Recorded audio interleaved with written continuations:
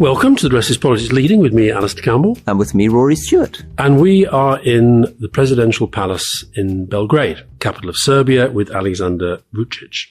Now, when I first came across Mr. Vučić, he was in charge of the government information machine under Slobodan Milosevic.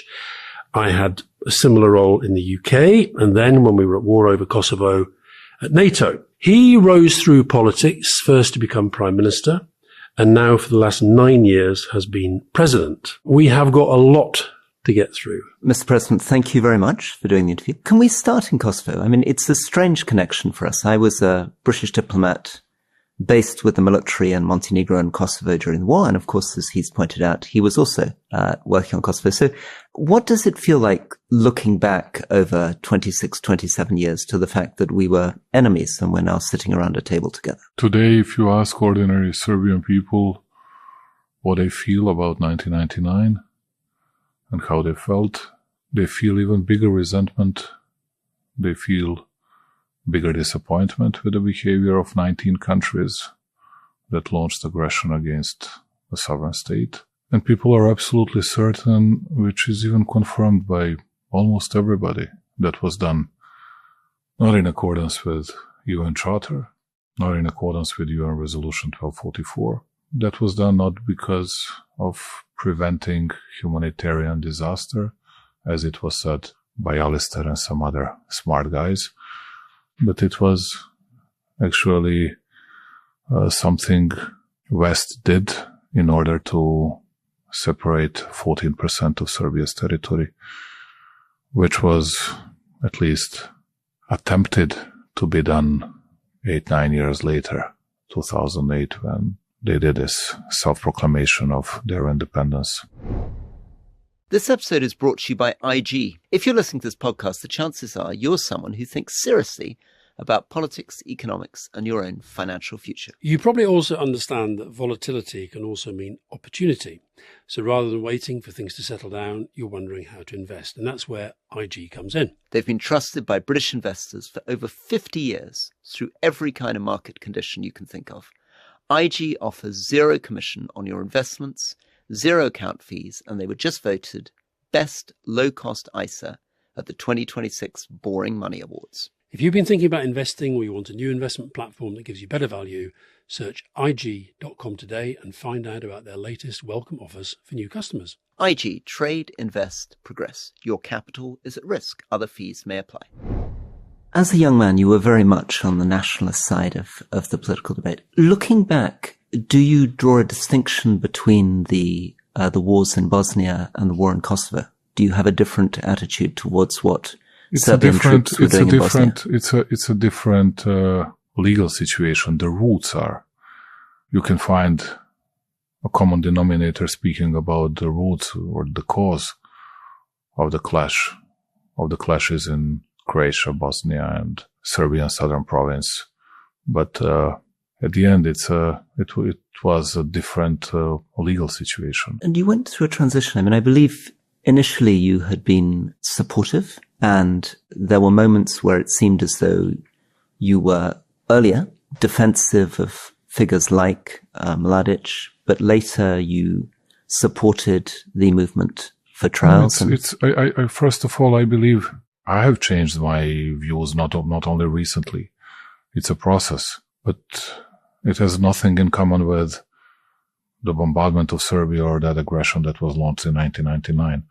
But whether I'm more pragmatic, more rational, whether I see the future of Serbia not in new wars, but in opening borders in an entire Balkans, opening borders with Europe, this is what I see, and I'm not ashamed. I'm not ashamed to say this. Even that with Mladic was exaggerated because you saw those labels with his name that I was sticking somewhere, but it was not about that. It was about legal rights of some people to protest that were arrested about it. But, you cannot explain everything to everybody. But anyway, I just wanted to tell you that what is the real issue today in the Balkan that people don't want to understand, because for you, as Alistair has just said, it's all over. We won the war. Yep, you were stronger. 19 strongest countries in the world were stronger than one small Serbia. And it was not the case that Serbia attacked any of your countries. It was the case that you attacked Serbia. But people here are proud, dignified, and they don't forget it.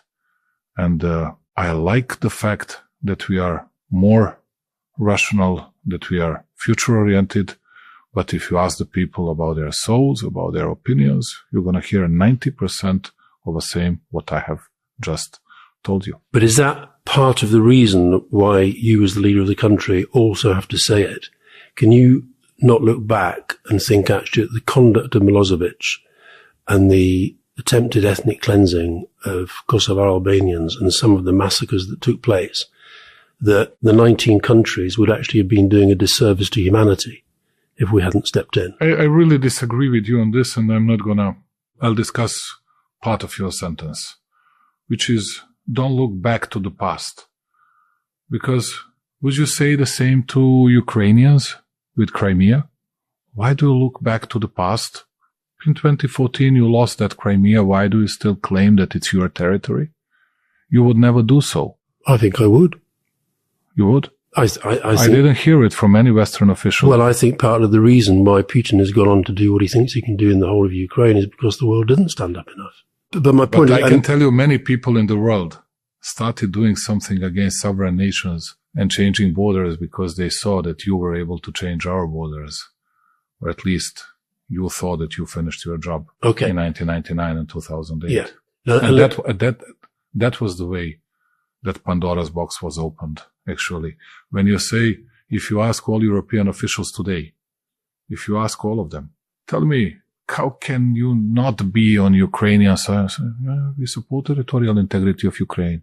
We act in accordance with UN Charter, UN resolutions and everything else. But my question to you is, why are you still, we have 1244 resolution in effect. It has not been dismantled or abolished. No, it's in effect. Why don't you observe that resolution? Okay, but... And it's not okay, Alistair. There are no responses to that. Whenever I say this, I hear the same sentence.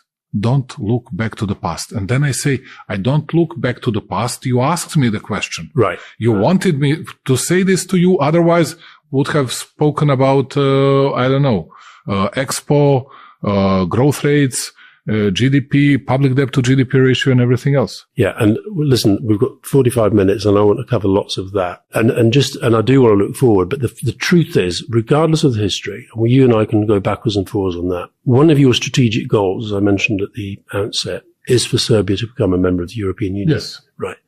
It's never going to happen unless this issue gets somehow resolved. It's never going to happen. If you remember, and I know that you remember, you two are very smart guys. I'm not going to flatter you furthermore.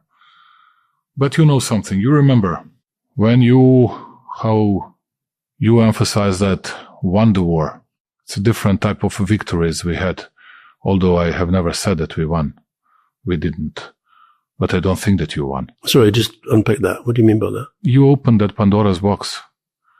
And we'll all have a big pain in the future because of opening that Pandora's box. Do you think that relates to Iran today? Even with Iran? Yeah. Yes. Yeah. It's related to everything that was happening after that. And you know, all these politicians were saying the first attack in Europe, the first violation of territorial integrity happened in Ukraine. No, it's not true. It happened here. It happened here. You were guaranteeing, Aleksandar, you were guaranteeing us territorial integrity of Serbia if we accept territorial integrity and independence of Slovenia, Croatia, Bosnia and Herzegovina, and Macedonia at that time. You don't accept. And we did accept that. No, and you don't accept that Slobodan Milosevic did anything which justified the action. No, I don't say that we were angels. I don't say that we were like people without any faults, without any guilt. No. But we were not the only culprit, no doubt, for everything that was happening here. And I'm here speaking about the observance of international public law, which is very clear. And you cannot provide any kind of responses, even as a very smart man, and not any other guy can do that. The real issue is... Well, we can argue about that, but we'll take another 5 minutes of the interview. No, it can take even 10. Speaking about massacres and everything else, it was happening on both sides. It was exaggerated. from your side about their destiny. It was also from our side. We were pretending that there were no war crimes on our side, but there were. But at the same time, there were many war crimes that not only Albanians, but foreign troops were committing against us as well. But okay, put that aside. Now the question is, Pandora's box is opened. Now no one will stop it. No one will stop it till some new world order is produced. And that's it.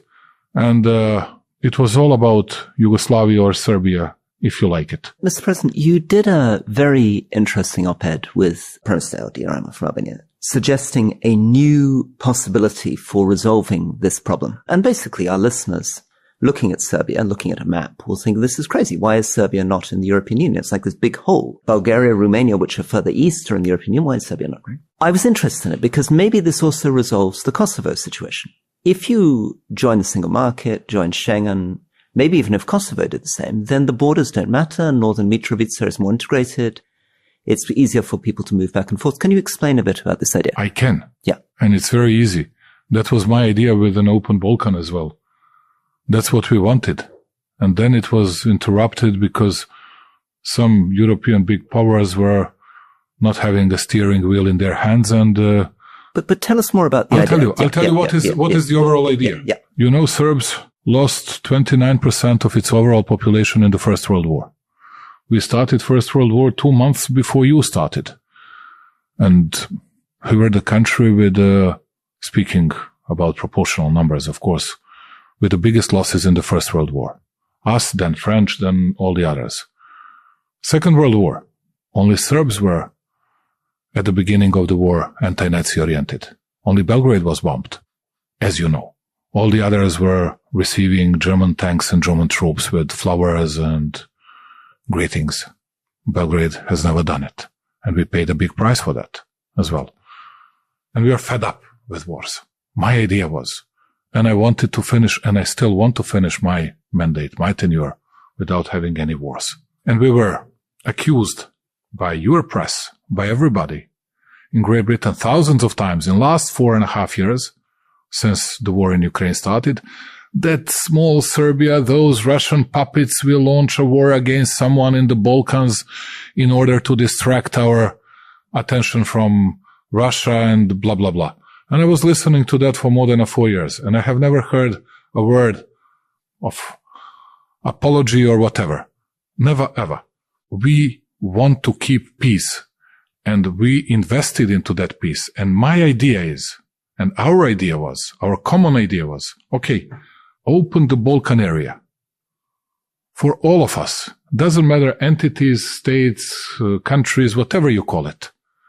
Everybody is free to move. Can you imagine how much easier it would be for Bosniak from Novi Pazar to go to Sarajevo, particularly when we finish this highway towards Bosnian border?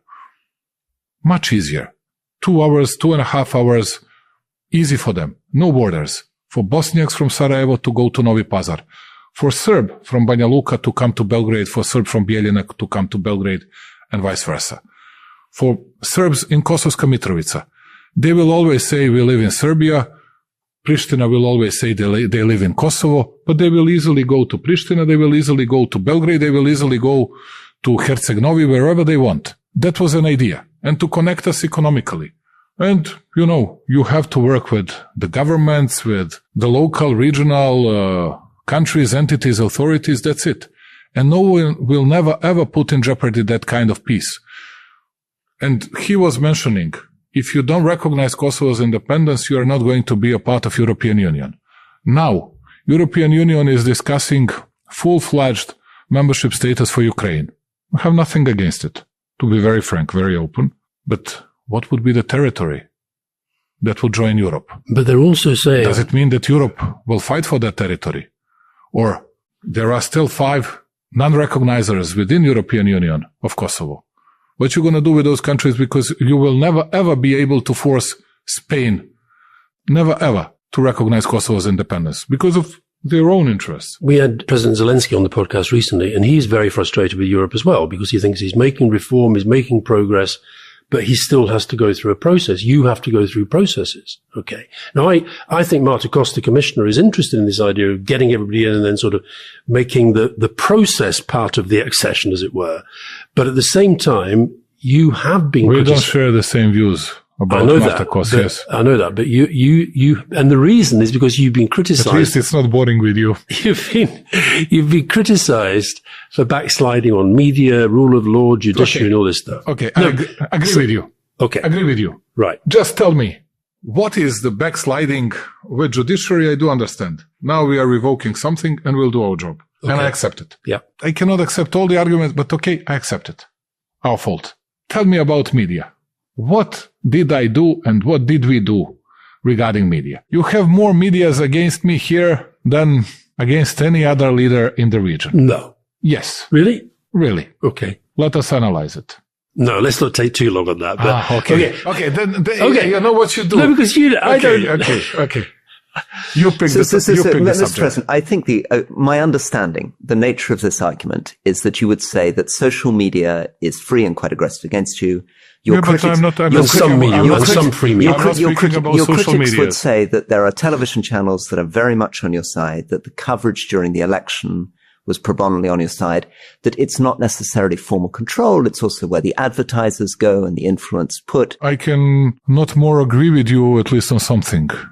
There are TV channels that are on my side, private channels. That state TV, now they say, it's a modern language. It's a public broadcaster. Yes, it's a public broadcaster. They're totally not on my side. And during these revolutionary times, they shifted themselves absolutely to the other side. Now they're relatively more objective, but they were absolutely on their side. So, Mr. President, let's... let me tell you that there are no small medias. There are mainstream medias that are very much against us, owned by big tycoons, which invested huge amounts of money in propaganda and lies against me. And that's it. And you know, how can you understand the argument where someone is casting spells against you, even adding that your father actually is not your father because your mother was a whore and she was cheating your alleged father with one Albanian, and that's why are you so much pro-Albanian? Do you think people are... And it was not said in social medias, of course, I agree, but mainstream medias. No, that's terrible, and I agree that is terrible. Do you think people were unfair to Viktor Orban? Do you think the West misunderstood him? I believe that people are always right. That's what I believe. I'm a friend of Viktor Orban. I was, and I will always be. And why were you a friend? What did you like about him? I liked his openness. We disagreed on many things. Let's say when he was bringing decisions against Central European University and something else, I was asking them to come to Belgrade because I wanted to have a diversity of universities and faculties. I had no problems with that. And I asked him. I was very open with him. He became a big world-known leader. He started taking care about Global South, fighting against big guys in Europe and all over the world against American Biden administration, Kamala and all the others, which was not easy. He was courageous enough, but what was the real reason that we made a friendship was something that we did both. And he deserves everything to be praised. It's Hungarian-Serbian friendship. You both know how difficult that relationship used to be throughout history. With the 500,000 Hungarians in Serbia. And beyond. But that's 300,000 Hungarians in Serbia. But anyway, big number of people. Now, we're brothers. We used to have, why? I appreciate Viktor Orban's role. 15 years ago, we had almost 1,000 incidents speaking about big brawls, clashes, physical clashes between Hungarians and Serbs in Vojvodina. Recent years, less than 30. 30 times less. 30 times less. Chapeau, and thank you for that. Whether I'm going to have good relationship with Peter Magyar, I'll do my best, because this is something of the best interest for Serbian and Hungarian people. But I don't forget my friends, and I never do. Could you see yourself ever developing that kind of relationship with Kurti? So you say you've got this very difficult situation. You and Viktor Orban get together and you develop a relationship and you fix it. Is it utterly impossible to think you might do that with Albin Kurti in Kosovo? I'll define my response in an easy way. There is no man in the world that can have that kind of relationship with Albin Kurti. Full stop. So this thing's going nowhere? Not a single one. Because? You cannot even find that kind of relationship with Karen Pierce. With? Karen Pierce. Okay. Okay. Okay. Mr. President, can I bring you back to this idea of the single market as a way of solving the European Union problem? I was always more interested in resolving internal issues, more focused on growth rate of Serbia, more focused on reindustrialization of Serbia, digitization of Serbia. This was my topic. He became a big world leader. And then people in Hungary missed him. They missed his presence. Now? No, they missed his presence before. Because he went away. Yeah. Because he was tackling the other issues. And I was saying that to him. And he said to me, Aleksandar, I'm experienced. I said, I believe you. You know better than I do. And did he think he was going to win? Did I think? Did he think? I believe that he trusted in his pollsters in a way, although he was saying to me that it was neck to neck. But 2 days after, it was not an easy conversation between two of us because it was an emotional one. And we were speaking. It was a relatively long telephone conversation, open line. But he said to me, whatever you were saying to me, you were right. And that there was something else. As a lousy chess player, I was always more prudent and more cautious and less optimistic than he was. This is my nature.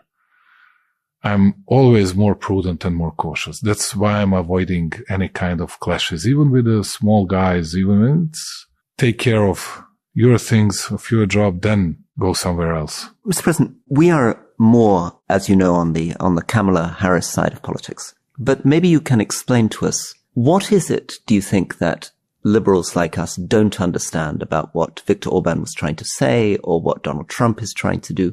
What is the case for the more right-wing style of politics? I'll be very honest. I cannot justify every single move of Donald Trump. But if you ask me whether I do understand American people that voted for Donald Trump, yes. Tell us about it. If I were American, would have voted for Donald Trump. And you are now in a country where he used to have by far the highest level of popularity in an entire world apart from the much bigger than in the United States. It was 75% popularity. Now it's lower. Now it's lower, but many other world leaders. And why do they like him? What do they like about him?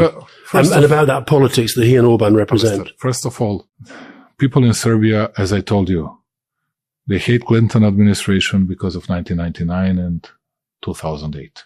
Democrats. These are historical reasons. Then people here are more conservative. If you see my two older kids, my son and my daughter, they're totally different.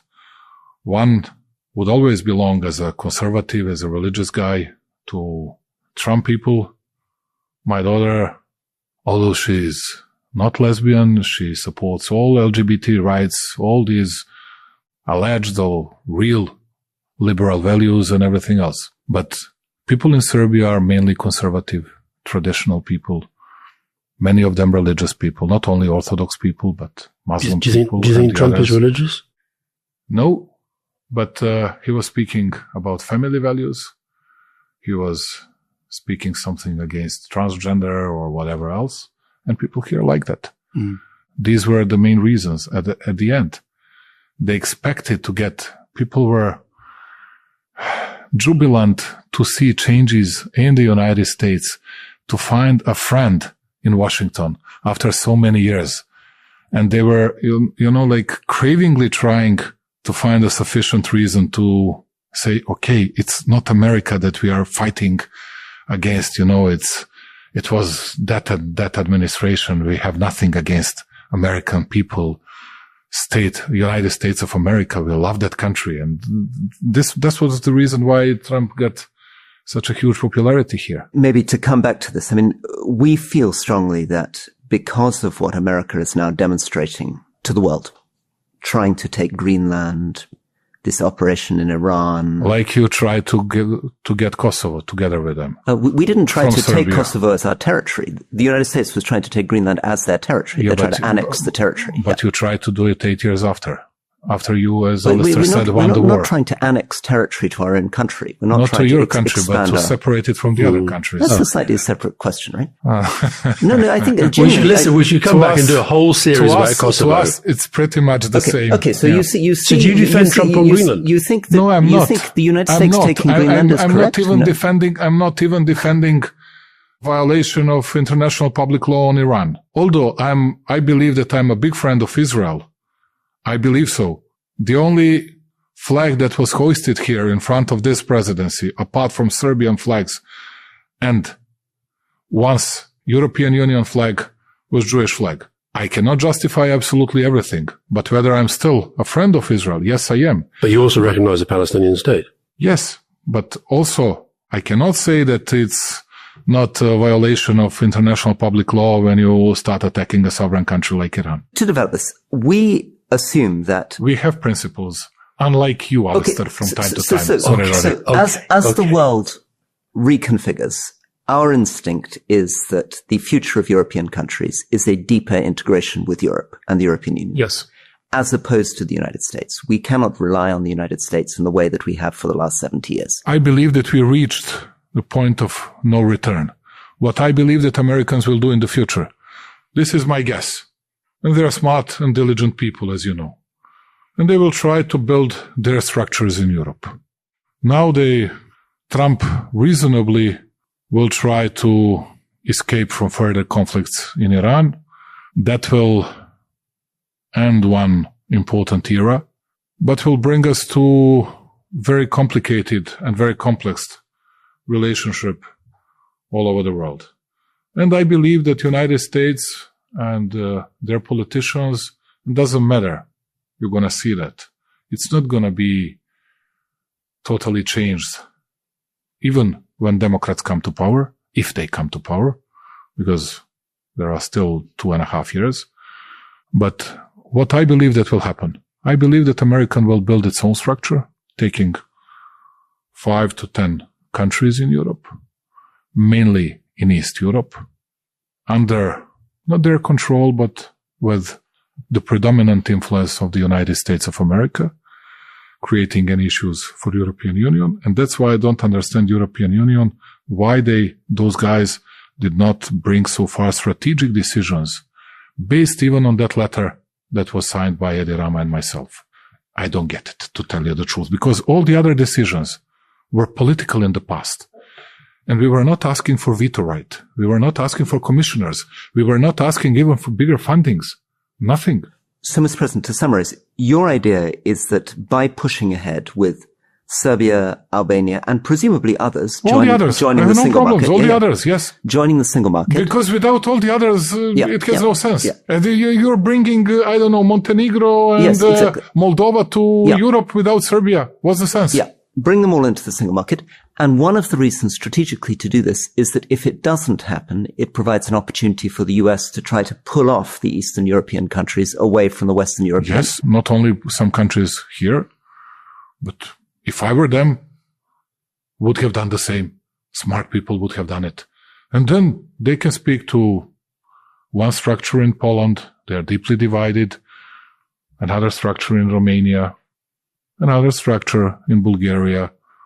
It's not that easy for Europeans to keep control if Americans would like to make it differently. Do you think one of the worries in Europe, in the European Union, is that what you and Eddie put forward was a way of saying we can get in without doing all the things that Europe is asking us to do?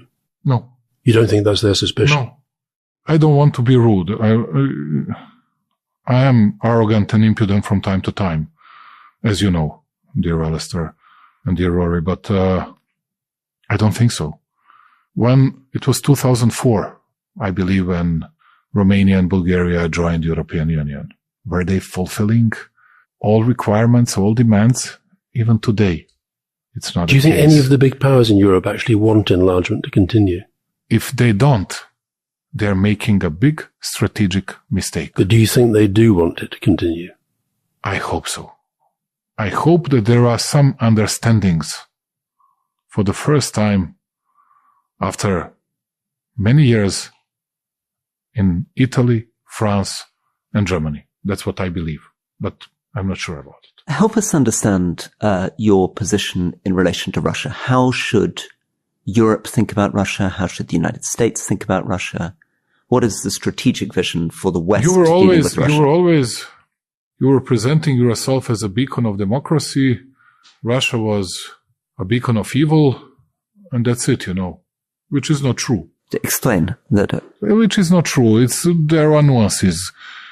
There are many gray nuances. It's not everything that is black and white. But put that aside. What I was saying to everybody. But broadly speaking, we are more democratic than Russia, right? Okay. I mean, the gray and nuances, but Putin is running an autocratic state. There are different cultures. There are different traditions. There are different worlds at the end. Russia is not a part of European Union. At least you used to be a part of European Union. But you were not satisfied and you left, as you know, and you are still fostering us to go there. And we listen to you, and we are on that path. We would also like to rejoin the European Union. We will join. We can be part of your project. Yeah, but it's late to remorse on something that you have already done. Anyway, you were always speaking about Serbia. That was a Russian puppet. We've never said that. Okay, or never said that. I would argue, you've actually provided a lot of munitions to Ukraine, but for some reason you don't want to talk about it. No, I did not. I was doing my job, selling our ammunition to different countries because we need to earn money and we need to feed our workers. Yeah. And then we discussed that with Russians. They attacked me face to face. They said to me this and that. And I said to them what I thought and what I had to say. And I said it in a very open, transparent and sincere way. I'm praising you for what you did. I'm not going to discuss it. No, I'm not going to discuss it because what was said on a closed meetings, I'm not going to expose it. But I had an answer for them. But let me tell you this. You didn't see that as backing Ukraine? No, we were backing all humanitarian efforts in Ukraine. We were sending money. We were sending humanitarian support and everything else. Armament and ordnance we didn't sell to anybody, to any of warring factions. This is our official stance, and that's it. So the Americans aren't a warring faction? No, we had long-term agreements with Americans for 25 years. Okay. Prvi Partizan, they were selling ammunition for 25 years to the United States of America. For 25 years, let's say. But we were selling, let's say, to some African countries that were re-exporting that to Ukraine. We were selling to Russians were very angry because we sold many things to Bulgaria, then to Bosnia and Herzegovina. But that was my decision to sell it to Bosnia and Herzegovina. That's why we've never said you're Putin's puppet. What Rory's trying to find out is what your relationship is. Our relationship is, we are traditional friends. We have good relationship with them, but we are a sovereign nation and we are an independent country and we are Serbs. We are not small Russians. We are not small Ukrainians. We are just Serbs. Will you go to the May the 9th ceremony this year? I haven't decided yet, but I was there last year. And just let me tell you this, dear Rory. And people were always exaggerating about it. About Russia's influence, everything else. Okay, we have good relationship. They can always give me a call. I can give them a call. And I believe that's helpful, always. But the real issue is, when I became the prime minister, Russia was partner number 2. Italy was number 1. Bosnia and Herzegovina was number 3. Now, economic partner number 1 by far is Germany. Number 2 is China. Russia is number 11. Serbia has changed. It's not about political approaches. It's about economy.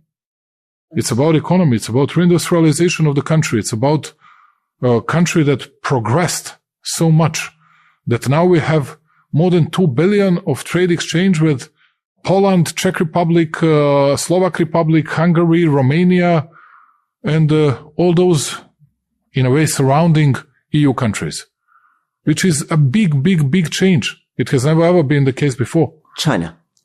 Where do you think strategically Europe, Serbia should position itself in relation to China? How should we think about the Chinese relationship next 5 years, 10 years? China is, I know that you were listening to Li Keqiang's speech from 2015 or 2016 in Munich conference.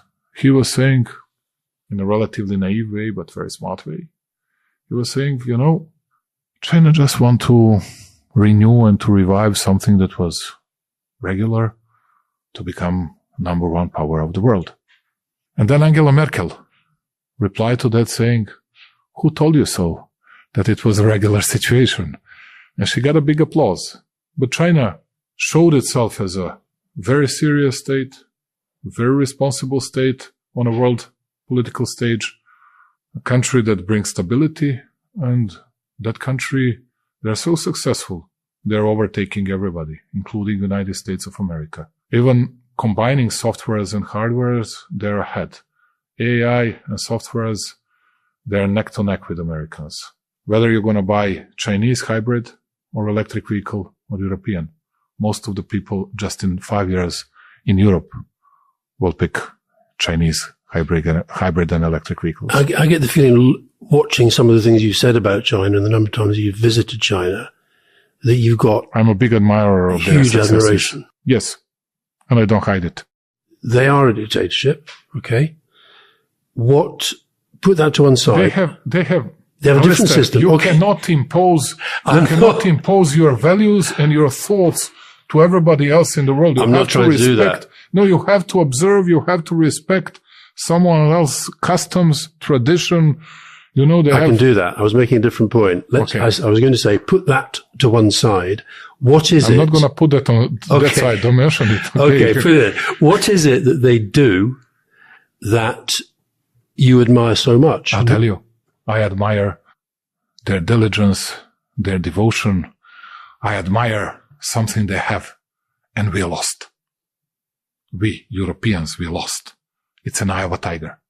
They're cravingly trying to overtake United States of America. We are lagging behind. Take the best European car companies. They're at least, we know that. Ordinary people, they don't know it because they cannot find that information in any of our papers. We are lagging behind Chinese on technological level regarding hybrid machines, not combustion engine. 3 to 4 years, at least. And you believe that we are going to close that gap in the years to come? No. The gap will become bigger because they have an eye of a tiger. They are ready to work not only 8 hours, but 10 or 12 hours. They have long-term targets, long-term aims. What we do, how does it look our working day? We work for 2 or 3 hours. Everything else belongs to digital laziness and complaining against our bosses, against. So we've lost our will to win. Yes. Do you think it would be good if China did overtake the United States? I cannot discuss that. I'm not that smart. I'm just saying what I see today. I'm not a prophet, not a visionary person. But what I'm doing, like in chess, like in sports, I can put pieces together. I can analyze the situation. And you definitely made an early big bet on China, that's for sure. And it's helped a bit. I know you don't like taking these compliments. Let me ask you this. Your constitution, you can only serve 2 terms, and you're heading to the 10th year of your presidency. And your papers were saying that I was Stop going about my papers. I don't even read our papers. I still understand a bit of English. Yes. Yeah. That's how I read it. And what do they say? Yes, they were saying tens of times that Vučić was preparing himself and preparing the ground for changing the constitution because he'll never leave this presidential palace. I'm not saying that. I haven't read those. Okay, let me ask the question. You didn't read your The question is whether you might do a Putin-Medvedev situation where you go back to being prime minister again, somebody like Ana Brnabić becomes the president and you stay part of the scene. You're still very young. You're a lot younger than I am. It's not about someone's age. I still have more energy and bigger enthusiasm than most of my opponents, and even most of people that are surrounding me. But I'll be very honest with you. Now we are doing polls. All the polls, all different surveys, all focus groups, all crisis groups, everything, in order to see whether there are other candidates able to beat the candidates that are coming from the opposition. Other people, by people other than you? Yes. For president and prime minister? I cannot candidate myself for the president. No, I know. So for prime minister? Because I'm not going to violate our constitutional regulations. I'm now scrutinizing possibility for candidating someone else on parliamentarian list in order to be the new prime minister. We'll see whether there is possibility to secure our legacy in that way or not. If there isn't, would you stand?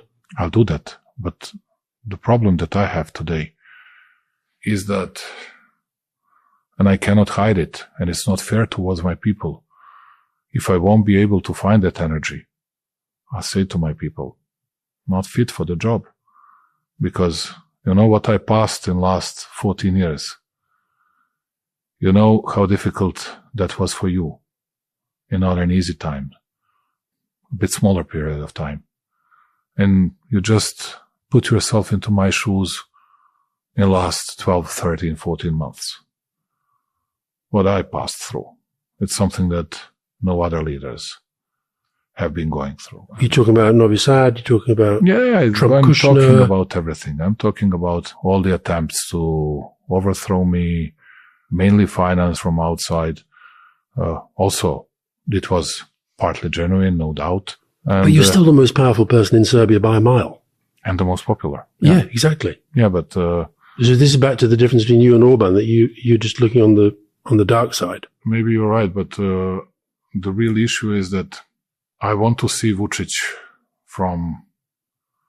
with the same level of energy which I had in 2017, 2019, even 2020. But you're more than 20 years younger than Donald Trump. I think you'll do it. I think you'll do it. I'm almost 10 years younger than that young candidate of the students, you know. So what? I'm telling you, it's not about someone's ages. If I will feel fit, then I might go. If not, I'll be very honest and very sincere with my people. Because at the end, all the other guys from the opposition would be jubilant just not to see my name on the list. My final question. Let's say you remain in politics, you become prime minister, or you remain influential. What is your vision that you would drive through in terms of Europe? And what is your vision in terms of what you would drive through inside Serbia? And in particular, what is the long-term post-Vučić vision? What is the kind of democracy that you imagine Serbia becoming? You asked me a question that goes in depth of our society. I'll tell you something else before that. I believe that spending a few hours in Belgrade, you were able, dear Alistair, to see totally different city. Mm-hmm. From the last time I was here? Yes. Yeah, definitely. Totally different city. Absolutely everything has changed. We changed the face of this country. Everything's different. This country is 61% of overall Western Balkan FDI attraction. This country is 50% of overall Western Balkans GDP. This country is 55% of overall Western Balkans export. This country, when I became the prime minister, used to have public debt to GDP ratio 79%. Today is 41%, just for you to know. Average salary used to be 329 euros. Today is 1,057. I believe significant change. We built more highways, more motorways than it was built in the last 60 years. This will remain my legacy. What I believe, speaking about structural reforms, democracy, Europe, I think that we can become a part of Europe in a way that we proposed. Everything else European countries will never agree upon. And this is the only rational, and I believe the only possible way being a part of Europe, which we want to be. If you ask me whether I would like to be a full-fledged member state, yeah. But that is not going to happen that easy because of all these preterms that we already discussed. Yes. Yeah. Let us do this. Let us do this. And then, at the end, even if I become the prime minister, even if I go for that, which is not certain yet, otherwise would have already announced that, even if it happens, that would be my last tenure. I will say that in advance, like Angela Merkel used to say that. Because you have to understand that people become fed up with you. Doesn't matter whether you did something wrong or not. Nobody cares about it. They're fed up with you. They just want to change something in their life. They're fed up with the same face, staring at that for 14 years. Yeah, and you're on the TV a lot. It's part of your job. It's not a criticism. No. But, I was thinking about it thousands of times. And Edi Rama is always making a joke about it. He prefers social networks. Now Vučić has to refer to his Serbian citizens. He didn't do it twice today. He now needs to do it, and that's it, But if I was not doing that, then you would say you're an arrogant bastard that didn't want to show any kind of care for his own people. You don't explain anything to your people. You don't justify your position, your stances, and everything else. It's always easy to criticize and to spit on someone. If that was not done that way, you would criticize it from the other side. Now listen, Susanna's giving me the evil eye and you've got to go on a visit. My very final question. We normally talk a lot with our guests about their childhood and their upbringing. How serious a football hooligan were you? I was a big football fan. Yeah, I'm a big football fan. But were you also? I was partly a football hooligan, Partly a hooligan. Yes. Were you also? Was arrested in different parts of former Yugoslavia. I was never arrested. No, I was not. Many times. I was watching football when there was a lot of violence around football, so it was impossible not to get involved in it. But you went looking for it. And you got arrested many times. Yes. You're more of a hooligan than him. Yeah, much more. A bit. Much more. Yes. But, is football still as political here as it ever was? Is it still as political? We are passionate people. We are ardent people here. We have two big teams Red Star and Partizan, as you know, and it's a big rivalry like United and City, or even bigger, like Celtic Rangers. Like Liverpool, Everton, or that's not Celtic big. Rangers. Celtic Rangers. Burnley Blackburn, I think, is probably Burnley the best. Blackburn. Burnley Blackburn. Yeah. Yes. He's serious. He knows. He's serious. He knows. Of course I know. It was like Leeds Millwall before, Did you know Exactly. he's a big Burnley fan? Huge. He knows a lot about me. Anyway, it's lovely to see you again. It's good to see you always, and please come more often to Serbia. Okay. Thank you very much indeed for Thank you having us. very much. Thank you for your time. Thanks a lot. Thank you. Bye-bye. So, Rory, we've met President Vučić, me for I don't know how many time. And me for the first time. And what do you make of it? Well, it's extraordinary. I mean, first thing I think to explain to the viewers and listeners is we're in the presidential palace, which is, of course, much, much grander than Downing Street. It's so much grander than Downing Street. And we walked past all those glass cabinets, which were full of what? They were full of mainly weapons that had been given to him by other leaders, swords, and there were a couple of guns from Vladimir Putin. Quite interesting. So the Russians are great ones for giving semi-automatic weapons, 19th century rifles, cutlasses. But interestingly, the Azerbaijanis, the Czechs give little handguns. There's a lot of There's that some stuff. beautiful icons down there. Beautiful icons as well. So a long sense of martial history, Serbian Orthodox history. Yeah. And we're in the library with a table which is a chessboard, because he is actually a very serious chess player. Well, people say he's a very, very good chess player. He was saying he was very average, but yeah. Well, what he actually said is that he won the Belgrade parish level and never quite made it to the masters level. So it'd be interesting to play Rachel Reeves, who was a very serious chess player. Yeah. Listen, I think more seriously, he is a figure who is very popular with some Serbs and very, very unpopular with other Serbs. So when people are listening, I hope they will feel that we gave him opportunities to talk, that it was a generous interview. There will be Serbians from the opposition who will be very angry. They will feel that we should have been much tougher on authoritarianism, on all the allegations around the judiciary, the media. And of course, if you are our friend Albin Kurti listening, you'll be very cross that we didn't challenge more strongly on Kosovo. How do you think about this question of what happens when you interview somebody who's a genuinely controversial figure with a very, very difficult past? Well, put it this way. All political leaders have some people who love them and some people who hate them. He is, as I said at the end, by some distance, the most popular politician in Serbia. My hunch is, for all that, I think genuine sort of... Well, he's basically saying he's going to run to be Prime Minister. I think so. I think he's going to run to be Prime Minister, and that means that he stays basically very, very powerful. Because, of course, as I understand the Serbian constitution, the Prime Minister used to be the most powerful position in the country when he had it. He's become the president. I wonder if it won't go back. You're right that some people maybe think we didn't push him hard enough and this and that, but what he's very, very good at, we could have spent the whole 50 minutes, whatever it was, just revisiting arguments that we had during the Kosovo War. And I think a lot of our listeners and viewers would have got very fed up. He's not going to give ground on that. I'm not going to give ground in terms of us thinking that it was legal and we were doing the right thing. But that is for the past. I thought he was much more aggressive on Europe than I thought he would be. I wondered whether part of the reason for him wanting to do the interview or agreeing to do the interview was actually to say, I'm going to be a bit nicer about Europe. But no, he was very, we've given you an idea. It's a good idea. If you don't take it, you're making the big mistake. In a way, we need to develop it more because for those of us who believe, certainly you and I do, that Europe now needs to be the other corner of the global square.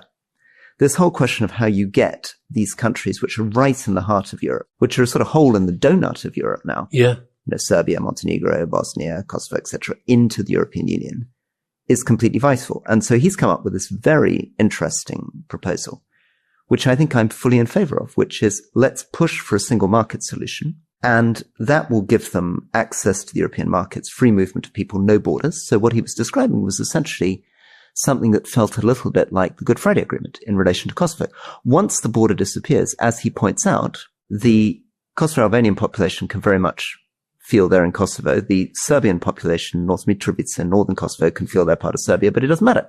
Yeah. Not a border, right? And the fact that he did it with Edi Rama, the Prime Minister of Albania, was... But the big disagreement, I guess, in that is presumably with Marta Kos and others in the European Union who actually imagine it the other way around. They would rather have full European Union membership and then catch up on the conditions rather than single market membership, delaying the EU membership. Although, when I went to Ukraine with Marta Kos, I got the feeling that she does feel something has to give, but she feels to get the member states to allow something to give, she has to have more sense of a buy-in for the processes. And she was clear with that with Zelensky as well. But listen, I think what he was saying as well about, I guess if you take out all our spat over Kosovo, what he was talking about there, I think, is a small country, small, medium-sized country like Serbia, working out its place in the world at a time of monumental geopolitical change. And he was basically saying America's always going to be important, but we've got our doubts. He was saying, Russia, you guys have got a very, very narrow lens through which you look. We're trying to broaden that lens. And he was basically saying about China, if you don't recognize that this is where the future is coming from, you're in trouble. It's at least the vision of your place in the world. Yeah. And actually, it's a very interesting vision because certainly from the US point of view, they would be very uncomfortable with that talk about China. I mean, the one thing that most of the Democrats and Republicans agree on is that China is a threat and a peer competitor. Mm-hmm. The one thing that the British right agrees on, you see this in Boris Johnson's op-eds and things, that if you have to choose the US against China because China is seen as a dictatorial regime that's destroying the economies of the world. He wanted to push that to one side. Push that whole aside. Yeah.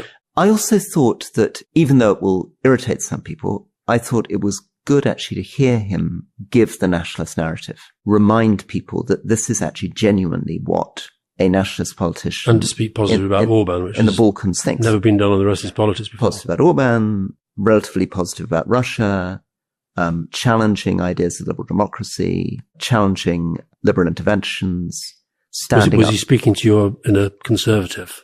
No, I mean, I didn't feel he was speaking in a conservative, but I think it's really useful whenever we feel we're in a bubble to be reminded that there is a whole world out there of people who he was relatively gently actually explaining have a completely radically different worldview that we maybe don't give enough space to. Yeah. I had an irony though, that on his desk he had the plays of Aleksandar Popović, which I thought was an extraordinary thing to do. Aleksandar Popović is basically, you could argue, is a sort of satirist of the current Serbian regime. He actually writes about the communist period, but he's writing about wily politicians who change their political views. He writes about bureaucrats, propagandists, use of language. He's basically a satirist of, you could argue, of the contemporary political scene. And yet it was sitting on his desk. I don't know whether he reads Aleksandar Popović, but it would be a bit like, I don't know, Nigel Farage having George Orwell on his desk. It's a very sort of discordant thing. Is he doing it ironically? Is he doing it without being conscious of the criticisms? Might it be, Rory, that this is a room that they use for interviews and they've just put a few books on the desk? I don't know. Never really thought of it. But it was interesting at the end. You wouldn't let me ask him about it, so we will never know. You apologize for whatever you want, but I think I'd rather talk about China and Russia than the books on his desk. Interesting though it is.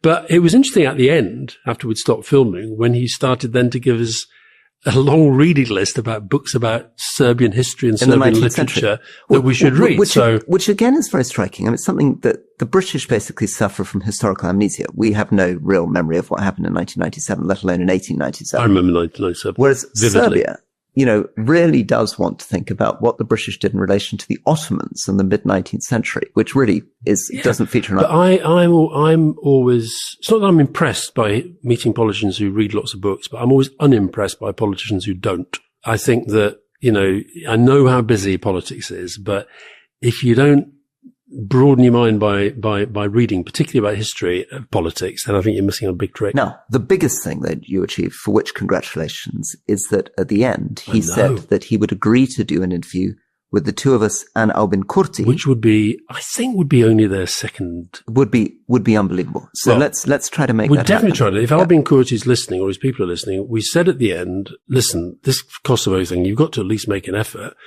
We've talked to Albin Kurti on the podcast. We found him fairly reasonable.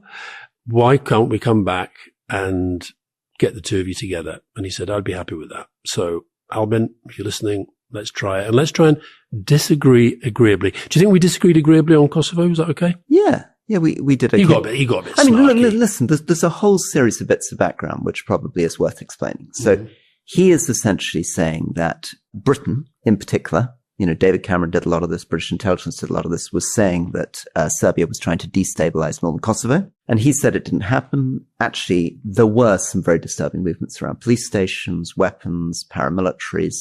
It's a very tense, difficult situation. But he is correct. So far, peace is held. And we've got to lean into the optimistic reading. And the optimistic reading would be that he's been on a huge journey. He's changed his political positions a number of times. And if we can push it in a pro-European position, that would be great. Final one for me there. He had this very interesting narrative that we've heard less about, which was a sort of implicit threat to Europe, which is if you don't push ahead with enlargement, Eastern Europe will start playing footsie with the more right-wing version of the United States. So the idea would be the Law and Justice Party in Poland. Or Russia. The more populists but particularly he said the US are really going to be able to play with the populists in Romania, Bulgaria. That is part of the US strategy. The reason they were so invested in Orban's election, I don't know whether they'll do the same here, but Bulgaria as well. Germany, France, I mean, it's obvious. The UK, it's kind of obvious what they're trying to do. Anyway, look, I thought it was really interesting. I think you're right. Some people would have expected us to sort of want to just come and beat him up. I think that was pretty pointless. I thought he made some really interesting observations about the state of the world and Serbia's place within it, which ultimately is kind of his job. Yeah, and interesting, I always feel, when we interview presidents of Serbia, Kosovo, Greece, Cyprus, even Spain, how actually much more confident they are speaking about the geopolitical frame and the world order than somebody like Keir Starmer is. Now, that may be that a smaller country feels freer to think big thoughts. Or it may be that just you can't get through a whole episode without actually criticising Keir Starmer. It might be that too, yeah, without doing my famous impression of Keir Starmer. Yeah, don't do it again. Don't do it again. Oh, you can if you want, but... But anyway, thank you very much, Aleksandar. See you soon. Take care. Bye-bye.